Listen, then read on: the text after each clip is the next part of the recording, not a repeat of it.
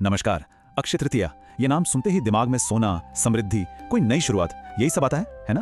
पर क्या इस दिन का मतलब सिर्फ यहीं तक सीमित है?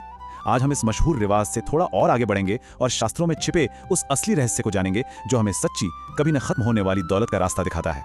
तो सबसे बड़ा और सीधा सवाल यही है, क्या अक्षय तृतीया का मतलब बस सोना खरीदना ही है? देखिए, ये एक बहुत पॉपुलर परंपरा है और हम ये भी जानेंगे कि आखिर ये शुरू कैसे हुई। लेकिन यकीन मानिए, असली खजाना इस चमक धमक के पीछे छिपे गहरे मतलब में है। आज हम 4 हिस्सों में इस बात को समझेंगे। सबसे पहले सोने से आगे बढ़कर इसका असली अर्थ क्या है वो जानेंगे। फिर ये भी देखेंगे कि आखिर क्यों इसे अंतहीन पुण्य कमाने का दिन कहा जाता है। इसके बाद हम स्थायी समृद्धि के लिए 7 बहुत ही शक्तिशाली शास्त्रीय अनुष्ठान देखेंगे और आखिर में उस अक्षय धन का रहस्य खोलेंगे जो कभी भी कम नहीं होता। तो चलिए शुरू करते हैं। पहले हिस्से में हम इस दिन के नाम में ही छिपी इसकी ताकत को समझने की कोशिश करते हैं। देखिए, इस दिन का पूरा सार ना इसके नाम में ही छिपा है।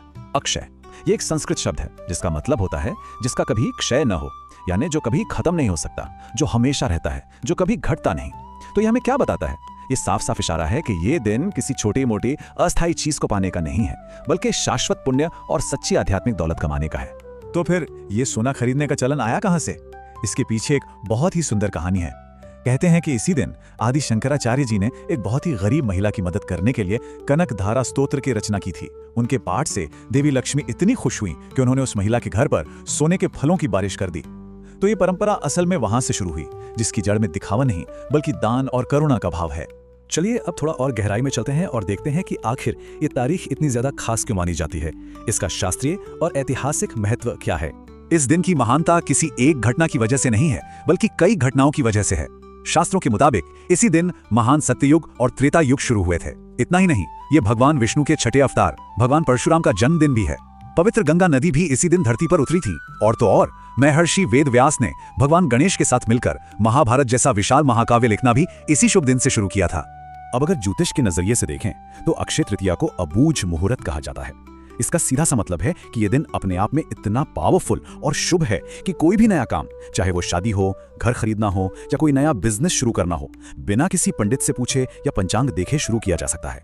और यही इस दिन का सबसे बड़ा प्रॉमिस है।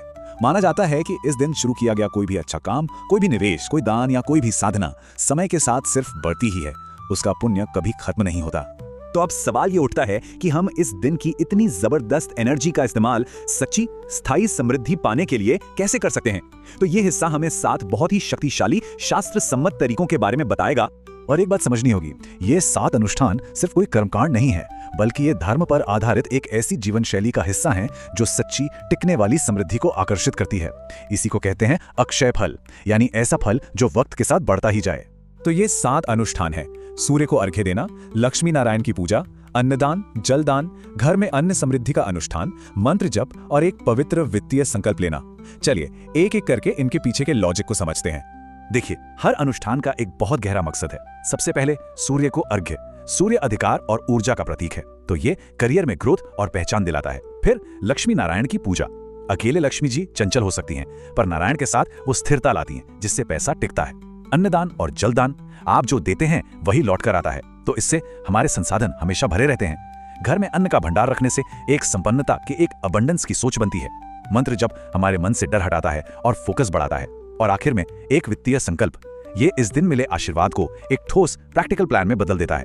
अब हम आ गए हैं अपने अंतिम और सबसे जरूरी हिस्से पर। यहाँ ये सारी बातें एक साथ जुड़ेंगी और अक्षय धन के असली रहस्य को सामने लाएंगे।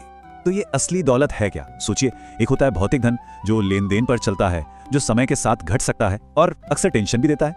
और दूसरा होता है धार्मिक धन, जो हमारे अंदर बदलाव लाता है, जो कभी खत्म नहीं होता और मन को सच्ची शांति देता है। अक्षय तृतीया हमें इसी अक्षय धन को पाने के लिए प्रेरित करती है। इसका सबसे बेस्ट एग्जाम्पल है अक्षय पात्र की कहानी। सूर्य देव ने पांडवों को एक ऐसा चमत्कारी बर्तन दिया था जिससे खाना कभी खत्म ही नहीं होता था। ये कहानी किस बात का प्रतीक है? यही कि जब हम बिना किसी स्वार्थ के दूसरों को देते हैं तो हमारे अपने संसाधन कभी खत्म नहीं होते, बल्कि और बढ़ते जाते हैं। और फिर सुदामा की कहानी तो हम सबने सुनी है।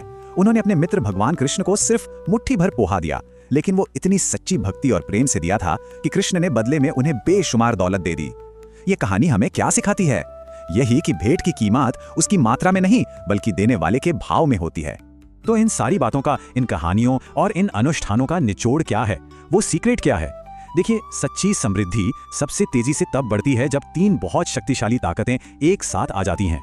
और वो 3 शक्तियां हैं सुदामा जैसी सच्ची भक्ति, अक्षय पात्र की तरह निस्वार्थ दान की भावना और धन संकल्प जैसा वित्तीय अनुशासन। जब ये तीनों एक साथ मिल जाते हैं तो एक ऐसी दौलत बनती है जो वाकई में अक्षय होती है। हाँ, एक और जरूरी बात, इस दिन क्या नहीं करना चाहिए। सिर्फ ट्रेंड फॉलो करने के लिए कर्ज लेकर खरीदारी से बचना चाहिए।